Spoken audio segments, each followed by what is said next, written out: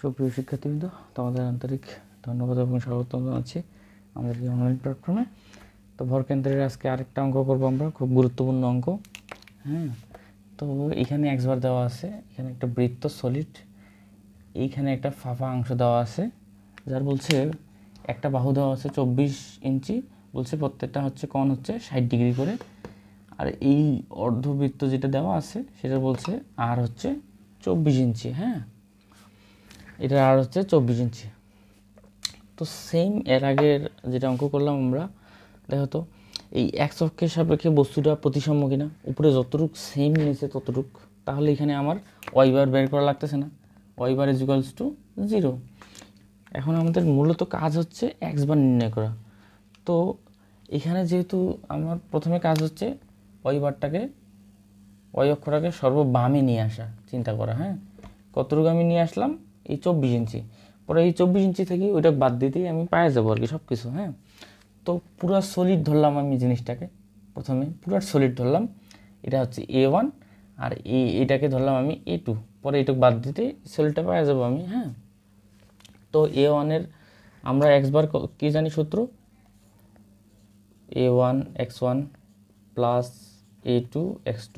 আচ্ছা, এখানে যেহেতু একটা নিচ্ছি, একটা সলিড আর এটা বাদ যাবে বিয়োগ। এখন এখানে কাজ করতে হবে একটু, যে হচ্ছে কিভাবে কি কি নির্ণয় করা যায়। A1-এর ক্ষেত্রে আমাদের সমস্যা হবে না, A2-র ক্ষেত্রে সমস্যা।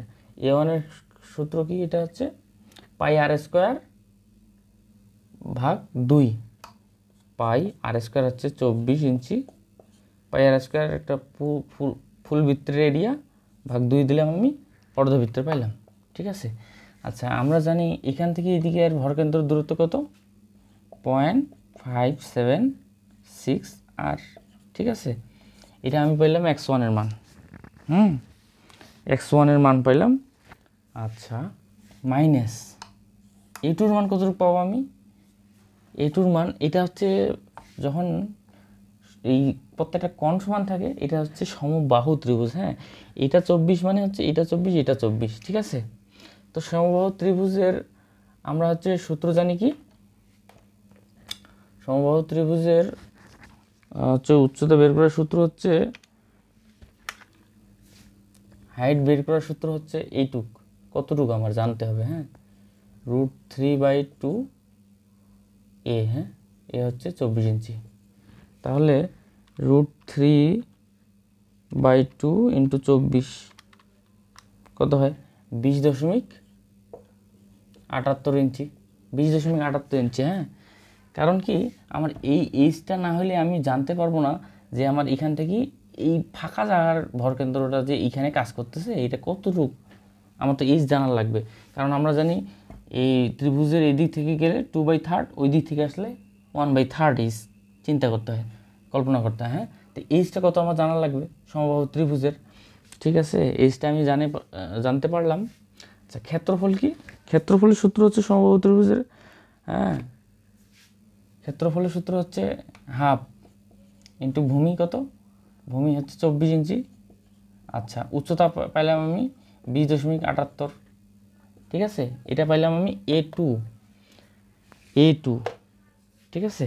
আচ্ছা, এরিয়াগুলো আমি লিখে ফেলি, r² মাইনাস এই যে half into 24 into 20.78, A1 minus A2 লিখে ফেললাম।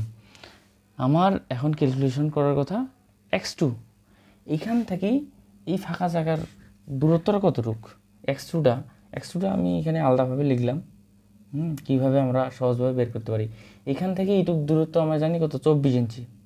ঠিক আছে, 24, কিন্তু আমার আসতে হবে এইখান থেকে এইদিকে একটু, এইদিকে, তার মানে 1/3 ইন্টু 20.78। এটা বোঝা গেছে।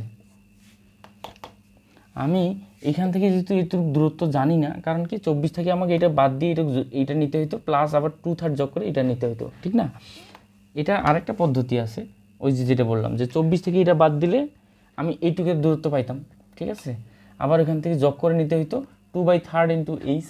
আমি একবার নিলাম 24 এখানে পর্যন্ত, এখানে গেলাম, ওই দিক থেকে আমি 1/3 বিয়োগ দিয়ে দিলাম। ঠিক আছে, 1/3 ইন্টু এইচ ঠিক আছে, 24 মাইনাস 1/3 ইন্টু 20.78। এটা ক্যালকুলেশন করে পাই আমি হচ্ছে 17.07। এখানে যদি আমি 17.07 একবারে বসে দিই কোনো সমস্যা নেই, ঠিক আছে। আর নিচে আমি এরিয়া বিয়োগ দিয়ে দিছি। এটা ক্যালকুলেশন করলে পাই আমি 12.59 ইঞ্চি, ঠিক আছে। এভাবে লেখা যায় বা ডাবল ড্যাশ, ঠিক আছে, 12 এত ইঞ্চি। হ্যাঁ, আচ্ছা, এইটা পাইলাম আমি যখন এক্স ওয়াই বারটাকে এইদিকে সরাই নিয়ে আসছি, ঠিক আছে। তাহলে প্রকৃতটা কতটুকু পাবো? প্রকৃত এক্স বার সমান হচ্ছে কত? 24 মাইনাস 12.59, কত হচ্ছে ওইটা? 11.41 ইঞ্চি, ঠিক আছে। 41 ইঞ্চি এই দিকে বোঝা যাচ্ছে। এখান থেকে এক্স বারটা কতটুকু কাজ করতেছে? এই দিকে কাজ করতেছে, এই বরাবর কোথাও। হ্যাঁ, তার মানে কি বামে, ঠিক আছে। এই হচ্ছে। তো ধন্যবাদ, আমার চ্যানেলটাকে সাবস্ক্রাইব দিবেন এবং কমেন্ট বক্সে আপনাদের মতামত আশা করছি। ধন্যবাদ।